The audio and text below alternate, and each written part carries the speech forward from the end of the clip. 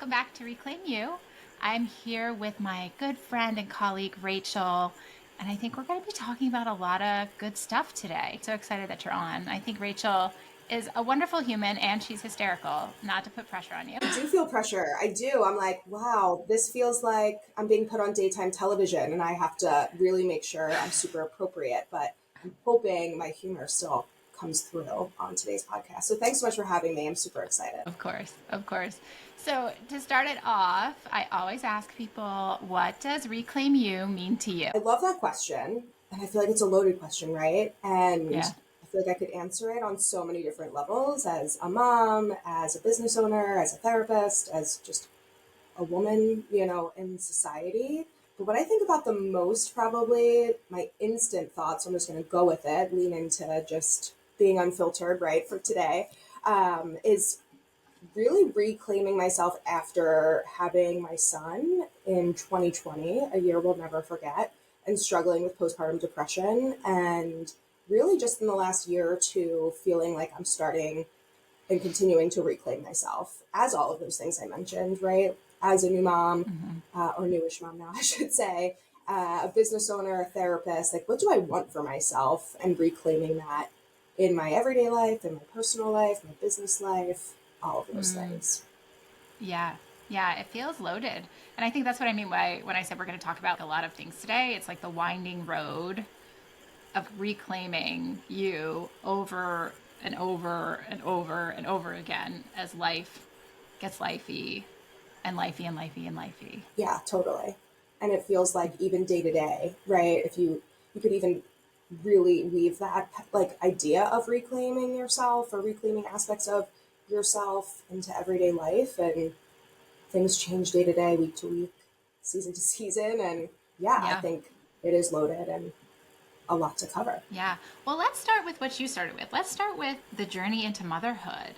And I mean, I think a lot of people will relate that it's like whiplash. And then when you have postpartum depression on top of it and coming out of that, I mean, that's an experience to say the least.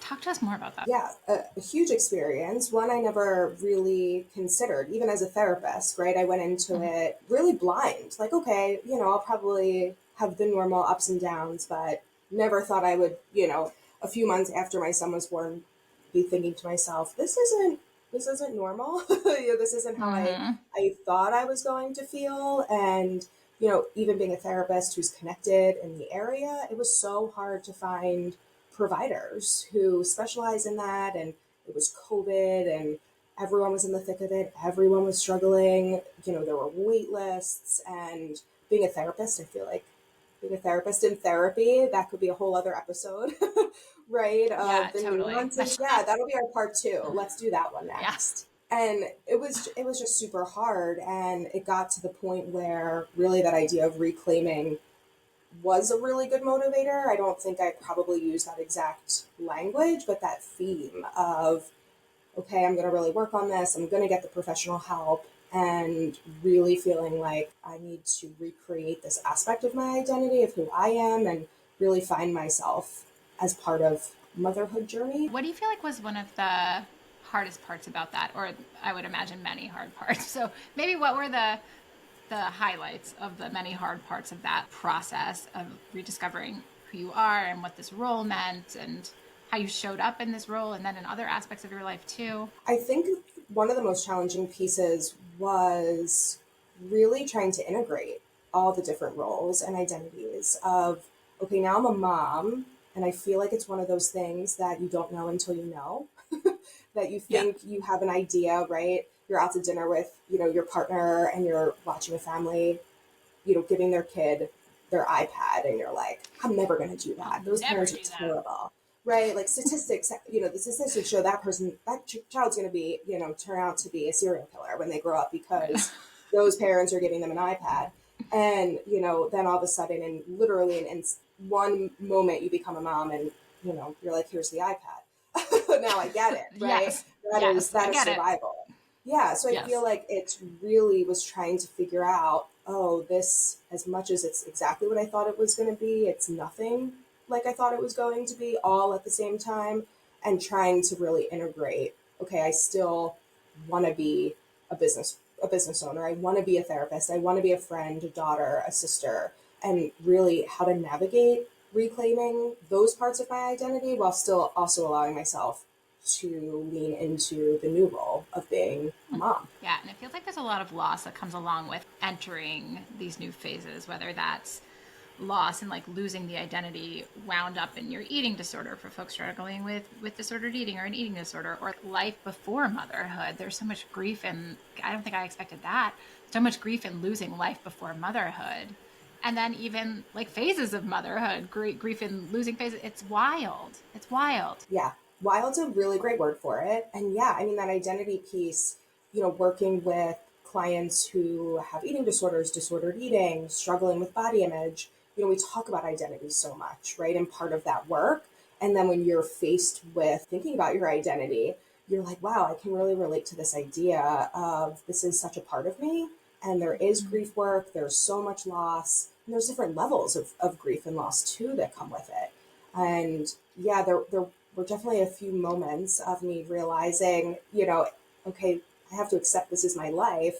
And yeah, just looking for ways to get back those pieces of identity, just like we do with our clients, of helping them with the other parts of themselves. Yeah, like getting clear on even like values and what's important and goal, the pain in all the parts too, right? The pain in all the parts that exist alongside the fun and the joy in reclaiming who you want to be, or, different pieces of recovery and things like that. Yeah, absolutely. And I think there's now this whole idea of what a parent is supposed to look like and social media. And a lot of that even talks about, body image and how we're feeding our kids and all of those different things. And you're faced with having to make decisions all day, every day. And while also managing your own stuff and being able to hold space for all of that and figuring out, okay, this is a part of my identity. I have all these other things going on, but yeah, just like this performative nature of social media for all the things, including motherhood and being a parent. And that plays such a big role in things too. And I wonder for you, back to this like negotiation of how to honor all of those parts, how to honor wanting to be a mom maybe in a certain way or in an evolving way, even wanting to maintain a business and be a business owner and still like be a therapist and a friend and a partner and a like the list goes on and on and on and on. Like how to negotiate ping ponging between all of those different roles. Yeah. I mean, I wish I figured it out to a complete science because, I mean, that would be amazing, right? For myself personally. And then I'd probably have a line out the door, right? I'd be retiring at the age of like 36, giving this wisdom out. Um, but for me, actually, a therapist that I worked with when I was working in higher level of care eating disorder treatment. So I wish I could take credit for this analogy and this metaphor that I really have carried with me, both with clients and also personally, like you said, how to really balance all of these things was this metaphor around basically juggling balls in your life. And some of the balls that we juggle are glass and some are plastic. And the way that it was really described was a ball and it drops. It sometimes doesn't break, it sometimes doesn't shatter. You might not even know, and you pick it up and you move on. But if something that is in a glass ball drops, it can shatter, and that shattering is various degrees. It could be a crack, it could be a complete shatter. Sometimes it's repairable, sometimes it's not, and everywhere in between, right? There's all those gray areas. Mm-hmm. So I think Mm-hmm. throughout my journey as a mom over the last 3.5 years has been really always being mindful of what is a glass ball and what's a plastic ball. And that changes day to day, week to week. Again, it's one of those things that I think is almost seasonal. And Mm-hmm. recognizing, Mm-hmm. okay, right now, this has to be a glass ball. And that means I have to make something else plastic and vice versa. And it's really, really hard. And I think when you become a mom, and you, especially when you're struggling with postpartum depression, it feels like everything's a glass ball and everything is going to just break. That it's okay to make something plastic when that thing may have been a huge part of your identity before and would never have been considered plastic. So that's my Yeah. long-winded answer to your Yeah. question. With that metaphor, though, that I feel like Mm-hmm. I use a lot in my sessions with clients too. No, I love that metaphor. Because yeah, deciding each day, or even like morning versus night, what are my glass balls, what are my plastic balls, what do I have to Mhm. prioritize here? And especially, even in eating disorder recovery, I'm thinking about how that probably does change day to day, week to week, month to month, hour to hour, even when you're Yeah. feeling pulled in different ways, or different triggers, or you're on social media, right? Like it could change when you're on social media versus off of social media, because there's so much coming at you that, Yeah. I mean, like you got to put a lot in the glass balls when you're constantly comparing yourself to people, and, getting FOMO and getting caught up in belonging and whatever else social media brings up for literally everyone. Yeah, I feel like the eating disorder is sneaky in that way that it makes us feel as though these things are glass balls, right? Being thin, Mm-hmm. looking a certain way, fitting in, eating a certain way, all of those become glass balls, right? And that becomes part of the identity. And unfortunately, that typically then, right, pushes out these other balls that for people used to be just as important or more important, based on those values that you mentioned before. And I think that's so much of the work that we do with our clients, whether we're using this metaphor or not, of trying to figure out, hey, how do we start shifting this? Because there's also so much wound up in like being sick enough too, right? And that's, of course, that's the eating disorder, having a platform for continuing to engage in it, Hmm. because that can feel like such a big loss too, of not having the identifier of being the quote unquote sick one. If there was some gain, that for most people there is, right? There's attention, there's care, there's check-in. Even if there's tension, it's something, right? There's attachment to people through it. And so it can be a huge loss to say, oh, I'm gonna shift to a different part of myself, from a different identity. I'm gonna even consider like what else there is inside of me that could be valued or seen. I was working with a client one time who struggled with her eating disorder for, I want to say it was like 15 or 20 years. And Mm-hmm. when I brought up this metaphor one time, and I'll never forget it, brings me like a little bit of goosebumps sometimes. But we were talking about this and she really resonated with the glass and plastic ball metaphor, but then said, okay, well, if I take out those pieces of my eating disorder, I don't feel like I have anything to fill these balls with. It Mm-hmm. feels really empty. And it feels like that is a huge barrier that, hey, if I don't have something to fill this with, I can't let it go, right? I can't walk around empty. I can't walk around not fulfilled or getting my needs met in these ways. And that, her fear was, you could just feel it in the room and her vulnerability. And I think that's really relatable, Yeah.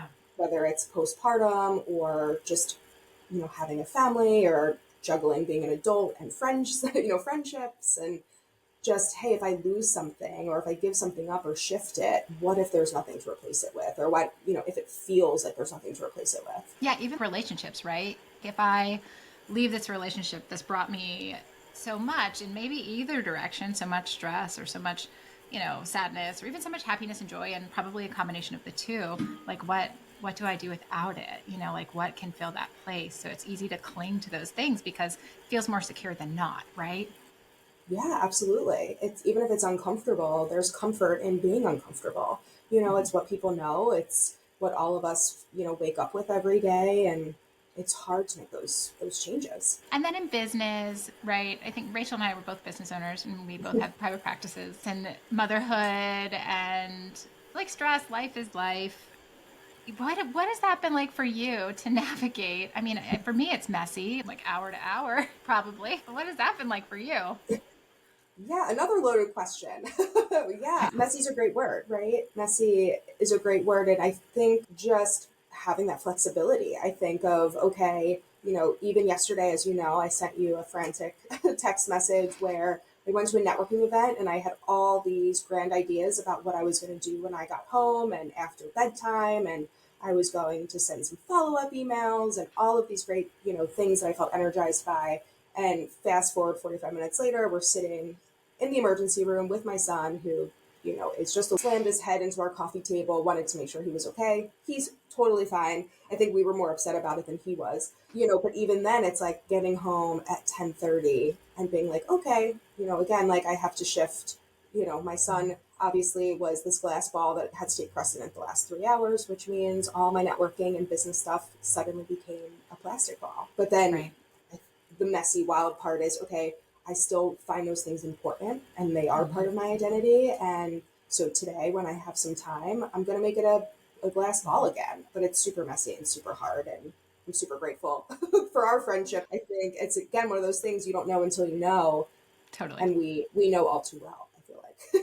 Yes, we do know all too well. Yeah, and that's like the perfect scenario. Not that I'm very sorry that happened to Nathan, but you're like that is what happens, right? You have these grand plans of, oh, I have this full day, and it's I have this and this and this, and I can get it all done, and then your kid's sick, right? Yeah. Or you get called into daycare because something turned on its head, and you have to have a meeting or whatever it is. Then things get pushed back, and so it's quite a journey trying to figure out what are my priorities. Looking back, should I prioritize things differently from a place of compassion, not should and shitting on myself? Okay, so what does that inform me to do? Maybe for the rest of this year, where do I want to focus my energy? How do I want to show up? How do I want to feel more maybe like alive in my life versus consumed in the switching out of all the balls all the time, right? Yeah. Yeah. I feel like, and I feel like anything we can take too far. And I feel like, sometimes it's maddening to be like, okay, what's this ball today? What's that ball? And I think part of it is just being flexible too of, okay, obviously I'm not going to be sending emails when my kid's in the ER and having to accept it. But even there's loss in that, right? Of like, Mm-hmm. okay, I pushed myself to go to this networking event, which I'm super extroverted, but really secretly, internally would love to just stay home in my pajamas and really talk to like three very select people. And, actually feeling proud of myself and feeling connected and energized. I'm like, okay, here we go. And then for the universe to be like, haha, not so Psych. fast. Yeah, Mm-hmm.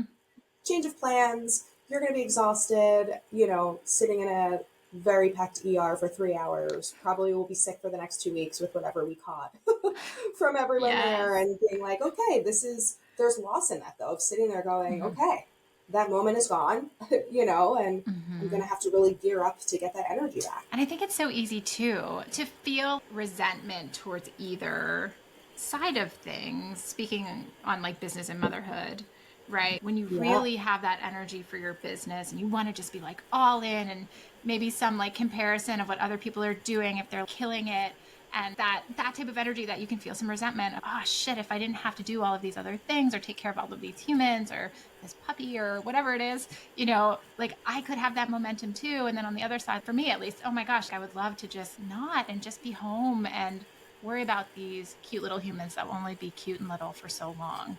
It's like whiplash. Yeah, it really is.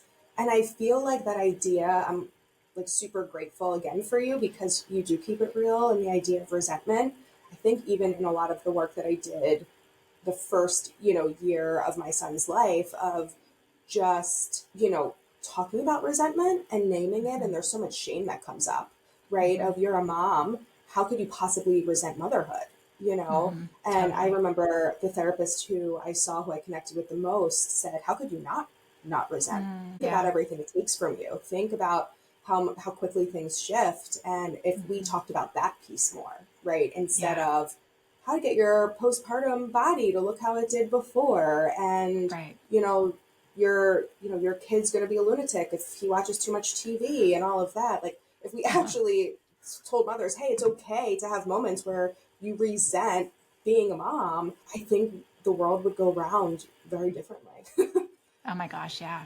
Yeah, and there would be less like pressure, there'd be less comparison, there'd be less mental load that comes along. Seems to be just like inherent, right? Which we know it's systemic, it's lots of things. Maybe some of it is biologic, who knows? But I'm not a Yeah. researcher in this stuff, you know more than me. But like maybe some of that mental load would be shared and there would be more space to maybe choose your balls. Yes, for sure. Absolutely. And I think the idea of mental load, which I'm grateful for, has come up a lot more on social Mm-hmm. media with, some accounts about maternal mental health and things like that. And, but I think it shows up every day. Like even, somewhat unrelated but related example today, my husband's looking for the Neosporin to put on my son's forehead with his, he looks like a little bit of like a Harry Potter bruise. And he's like, So I could cute. hear him looking around and I knew it. I knew what he was looking for. But I'm like, give Of him course you did. time. Give him time. He's going to Give him a find moment. it.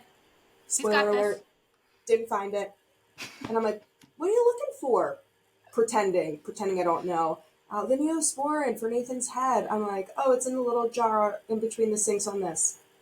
He's like, great, thanks, and walks away. And I'm like, that's just one, like, how do I just know where Mm-hmm. things are, right? I just Mm-hmm. have somewhere in my head stored, this is where the Neosporin is. And I mean, if you look at even just that and all the other millions of facts and things that come with the mental load of all of that, and he's like, oh, cool, thanks. And probably didn't occur to him, like, wow, like the amount of mental energy and power it takes to, it's going to sound silly, but know where the Neosporin is at all No way. times. That Yeah. takes a lot that he Mm-hmm. doesn't carry with him, throughout the day. So, Right. It's like the Neosporin and the Band-Aids and the Tylenol and the Motrin and who got Motrin last and who got Tylenol last and how many hours has it been? And hey, what's the weather today? Right. It's a lot to hold in your brain on top of the work that we do, you know?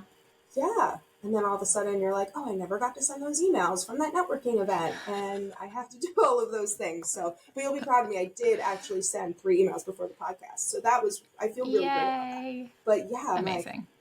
it is just a lot, right? That mental load Mm-hmm. is a lot. And I think if we talked about it more, we named it more, we allowed people to say, hey, I hate this right now, right? I hate this Mm-hmm. aspect, or I resent it, or I'm angry about it, or it just sucks, right? Like we don't even have to use our fancy feeling wheel that we, all use as therapists. It That could we just put be on like, this pillows and sucks, stuff. Yeah.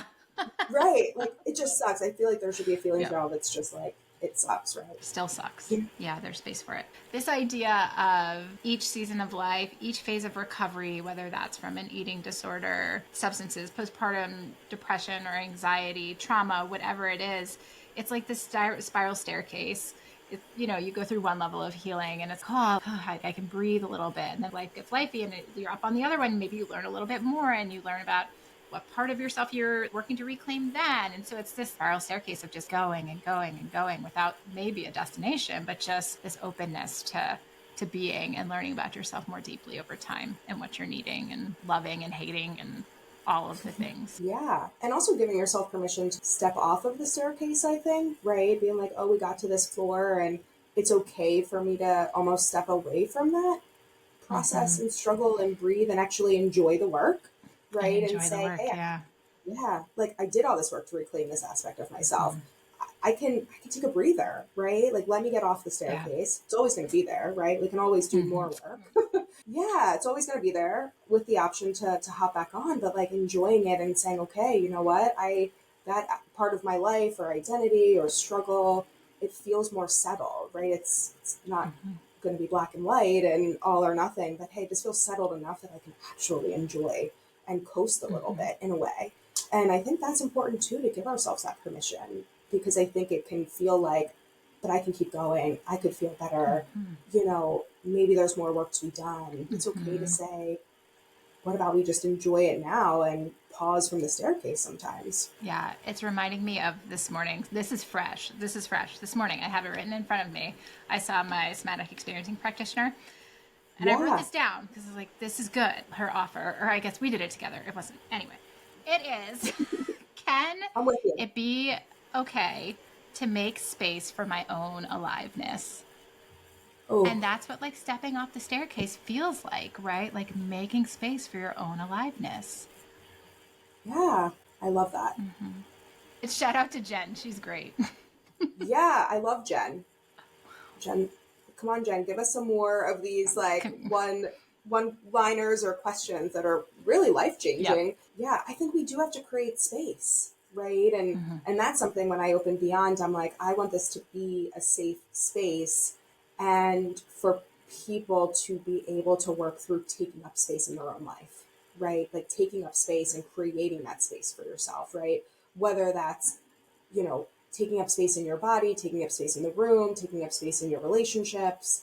And I think sometimes we have to create that space. It's like, let's Yeah. knock on the door and be like, I'm off the staircase. Like, let's go. I'm just gonna like settle. I'm gonna settle. I'm gonna integrate. I'm gonna enjoy. I'm just gonna like be alive, right?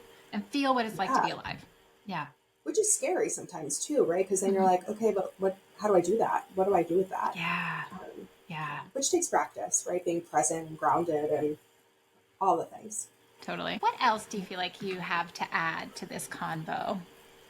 Oh man.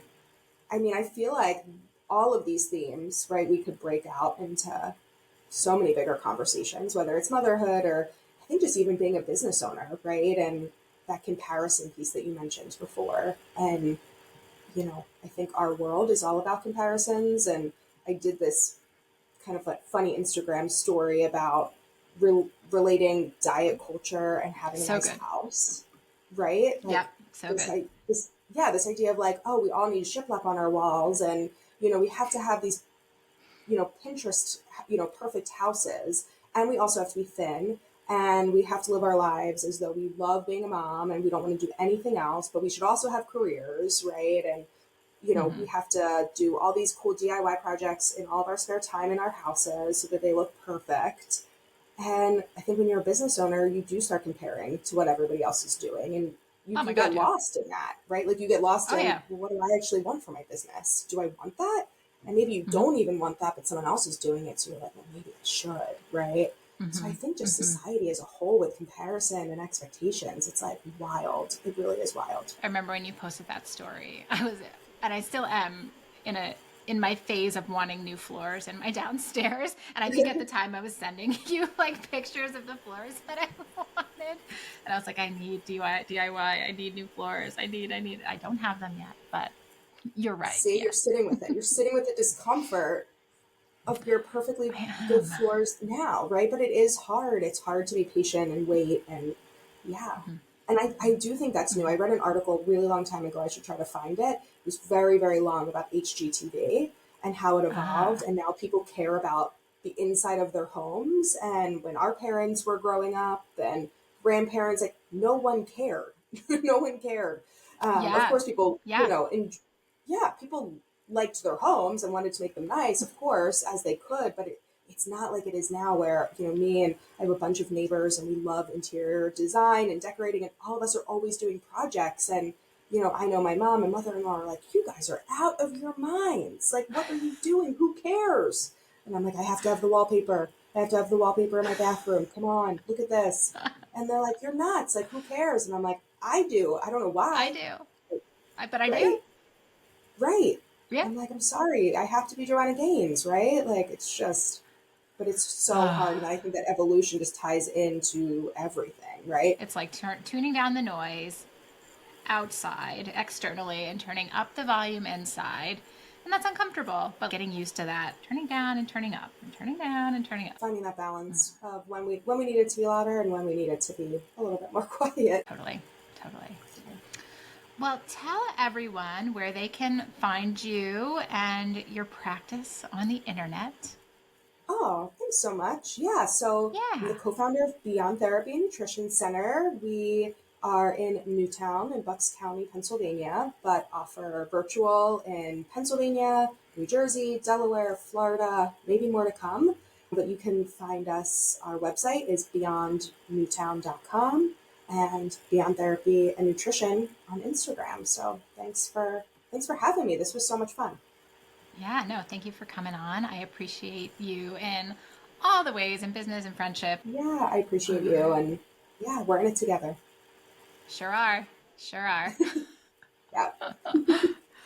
All right, everybody. We will be back next week for another episode. And until then, take good